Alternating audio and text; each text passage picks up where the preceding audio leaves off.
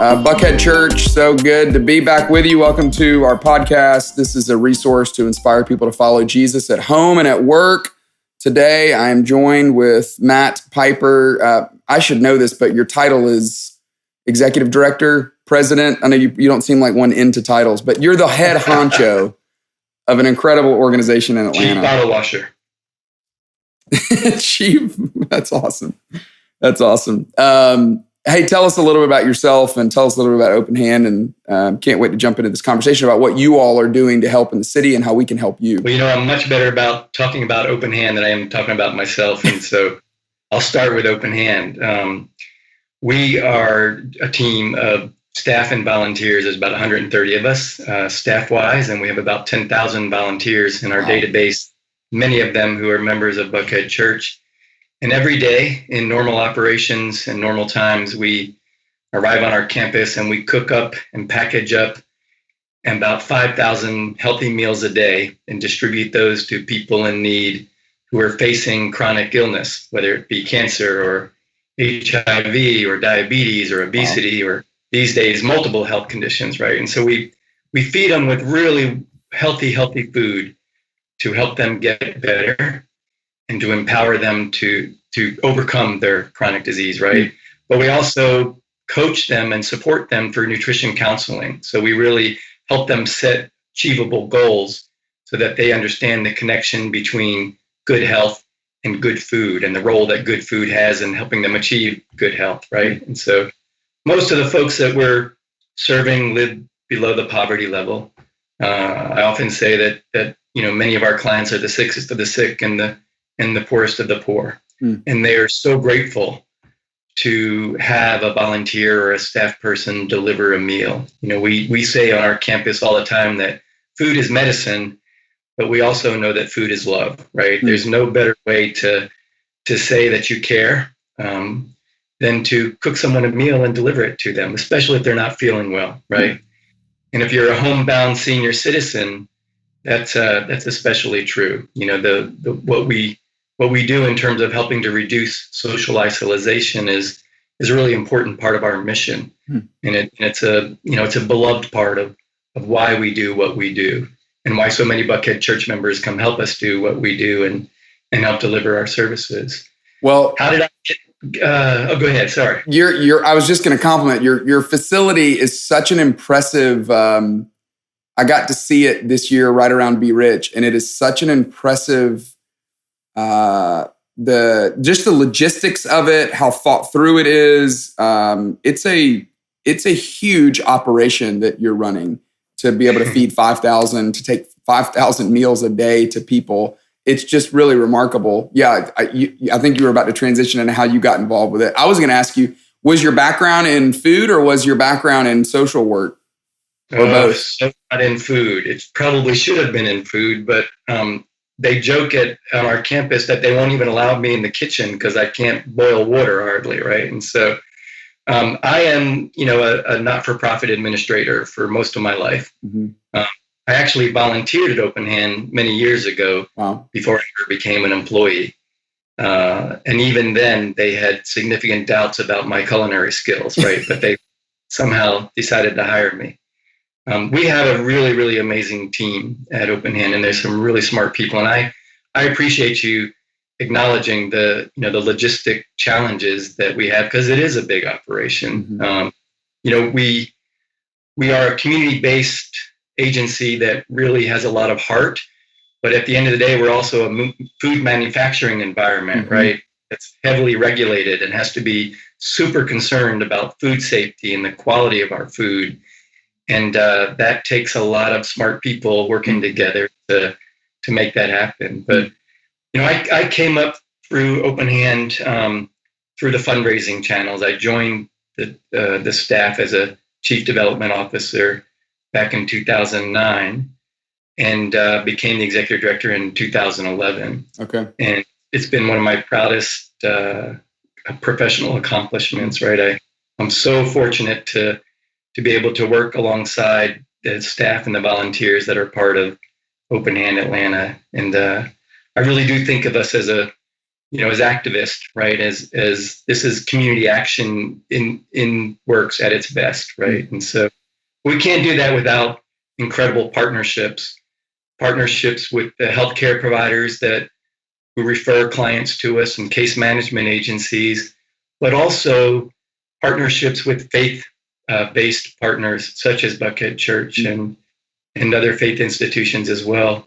And then funding partners too, the foundation community and the corporate community. And it really is, it takes a village when it comes to preparing and packaging up and delivering the number of meals that we do. Well, I want to transition to the current landscape of what's happening in our society right now. Obviously, we're in the middle of a crisis, but I can't help but feel an even larger emotional crisis for me seeing that New England Patriots helmet on your shelf behind you, Matt. So what in the world is that doing back there? I'll hide that next time. I assume that's your team? We are fans. We are fans. Well, so we are also fans of Falcons. I got to put that out there. You seem like you're very politically correct to have to say that, or maybe you're like, no, we actually are fans of the Falcons. Thanks for letting us have that Super Bowl. Hey, so the world has drastically changed in the last month. And, what's interesting to hear you share about what Open Hand does, there's so much about what you do that probably has remained unchanged, that you're still delivering meals. I mean, there are more meals being delivered in general in life than there's ever been before. And you happen to be in the meal delivery business, but you're also, and the clients that you have still need help. That hasn't changed at all either. But I think this has to have impacted your organization in some pretty significant ways. So just tell us what life has been like for the last month for Open Hand. Oh yeah, our heads are spinning. I mean, the rapid pace that we had to completely overdo our operations temporarily, just to make sure that we could continue to be operational. Because I think probably one of the hardest decisions that we've had to make, and certainly that I've had to make as executive director, is how do I strike that balance to protect our staff, our volunteers, and our clients, but also live up to our commitment to get meals to people who need us more than ever right now. And that number of people who need us is growing significantly on a daily basis. And so what we try to do is mitigate risk as much as possible by actually limiting the days of operation. So we're normally a 7-day-a-week operation. We've gotten down to a 4.5 to 5 day week operation, right? And that helps to reduce risk of infection.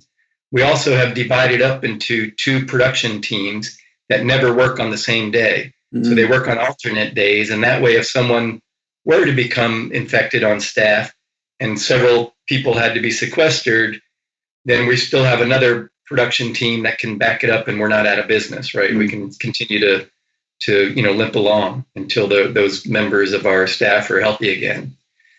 The other thing we've done is we've focused all of our energies on frozen meals right now. Typically, we do freshly prepared meals, but in this particular environment, frozen meals allows us to reduce the number of deliveries to once a week because frozen meals have a longer shelf stable life. Oh, wow. What a smart move. So again, all of these steps are so that we reduce the risk of infection and reduce exposure and make sure that we're continuing to operate for the long run, because I think we're all in this for a long-term battle, right? So and we did these changes with the blessings of our partners and our clients. You mentioned the 10,000 volunteers. How has what is it like now? I would assume volunteering looks a little different with Open Hand than it did pre-COVID. Yeah, this is the first time in our history when we're actually asking volunteers not to come into our building. In fact, we've reduced their role. It's still a very important role, which is delivery. But for their health and also for the health of our staff, we're only working with staff inside the building now. And so now staff package up the meals, which is what volunteers used to do. But volunteers are still coming every day to help us deliver meals. And what we ask them to do is stay in their cars. We'll come out to their cars, put the boxes of frozen meals into their vehicles. We'll actually orient them online so they know how to use our delivery app and send them on their way. Wow. And it's just been incredible, Clay, the response from the community. These volunteers know that just by being out of their homes, they're accepting some risk, right? And they're also delivering to individuals who are medically fragile, and yet they keep coming. They just keep coming. And it's been just so gratifying to have the support and the love of our volunteers, and including so many of them from Buckhead Church. Well, tell us any stories, anything that's come out of the last month of the way that you're still continuing to help people and provide meals for people, or maybe even just give us the typical who are the kind of people that you're helping, just so that people can have an idea of who the recipients of the open hand generosity, where it goes. Well, one sad reality about the folks that we're serving is that they are absolutely the individuals who are most at risk for COVID infection. They're senior citizens in their over 65 years and in their 70s and their 80s, or they're adults of other ages who have compromised immune systems, whether that's due to cancer or HIV or heart failure. And so these are the individuals that are most at risk for COVID infection and who are feeling really scared these days and really vulnerable. And then the reality is that we now know we are serving clients who have COVID-19 infection, so who are being released from the hospital. And that was that took a moment to sink in for our staff and for our volunteers, because we wanted to be there for them, and we want to be there for them, and we are there for them. But you do pause for a moment to know, wow, we are really putting ourselves at risk here. And so we've come up with a whole protocol. Normally we hand the meal to our clients, and we really enjoy interacting with them and being that warm, smiling face to let them know that they're cared about. But in this particular environment, we're now just dropping the meal at the door, calling the client, keeping a safe distance to protect the client and to protect our delivery personnel, and making sure the client knows that the meals are there at the door. And so COVID-19 clients, they are so appreciative. And I think that's one of the wonderful stories that comes out of meal delivery services right now, is that I know I talked personally with a COVID infection individual patient who had just been released from the hospital and was really terrified about how is he going to eat, right? And he's not feeling well. I mean, he was actually really quite ill. And so to know that we can be there for those individuals in their most vulnerable time is a really special part of our mission. I've also just been enamored and so appreciative of volunteers who don't feel they are ready to deliver at this moment, or they might be over the age of 65 and don't feel safe. But they're finding other ways to help us. So they're at home making masks for our staff and for delivery personnel so that we can help protect ourselves. Or they're your team at Buckhead Church, and Jeanette Paul called me the other day and said, you know what, we want to start writing letters to your clients and to your staff and just letting them know that we're here for them. And we want to find other ways that we can support your clients and staff. That means the world to us, and to know that there are other volunteers who are stepping up in those ways too, to show their support as we try and prepare for, the number of months of operating this way. Matt, as I'm just listening to you talk, the weight of leadership that you've got to feel, the amount of changes that you've had to go through, the amount of things that you've had to think about that you've never had to think about before. You even mentioned, our heads are spinning a little bit right now just from the sheer volume of the changes. How are you doing as a leader? What are you learning? What are you experiencing? Yeah, I appreciate you saying that. This is the most difficult challenge I've ever faced as a leader. Wow. And part of that is because I know that our team needs strong leadership right now. It's never been more important, and never before has our team needed true decisive leadership too, because we have had to make some really difficult decisions. I am blessed to have a network of other not-for-profit CEOs who I communicate with regularly, both across the nation. In our Food is Medicine Coalition, I have once a week calls with other CEOs of nutrition agencies that look very much like Open Hand, and we're sharing best practices.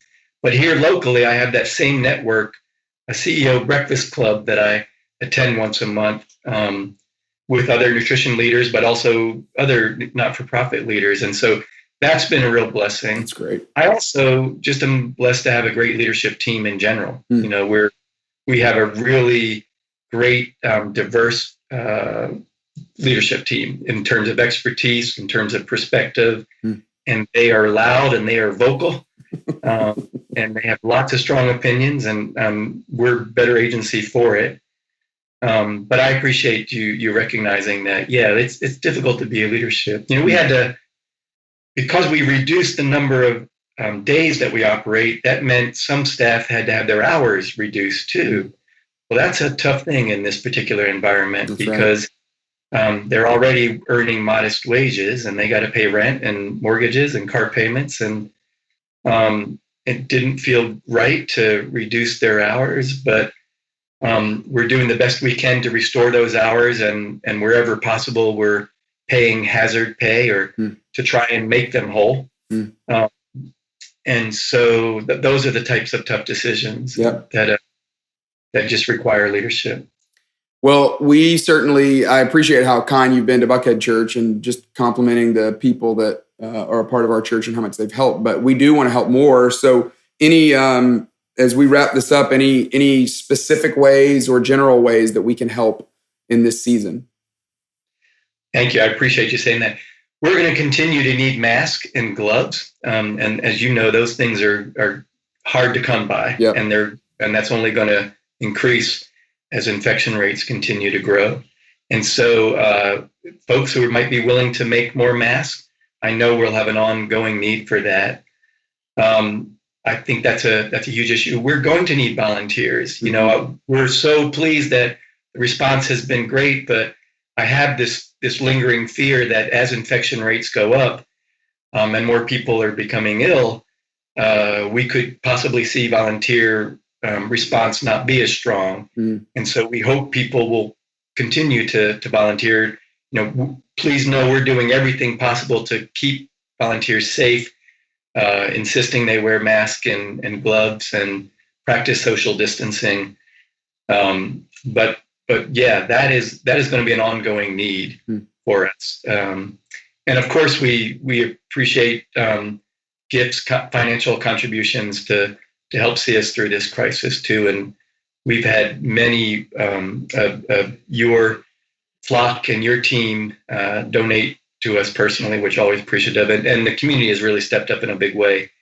I hope that will continue. And so thank you for asking that. Yeah. Well, we have this principle that we try to be guided by, that we're here to partner with great organizations and not necessarily pioneer in ways that we aren't fit to do. And so you're certainly a shining example of that, because you speak so modestly about how much you know about the food industry, but you know so much more about it than we do. And your organization collectively, certainly you are the experts on getting meals to the chronically ill and elderly in Atlanta. And we're grateful to get to partner with you.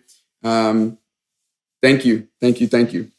Thank you for saying that, Clay. We sure love you guys and appreciate the partnership. Thanks, Matt.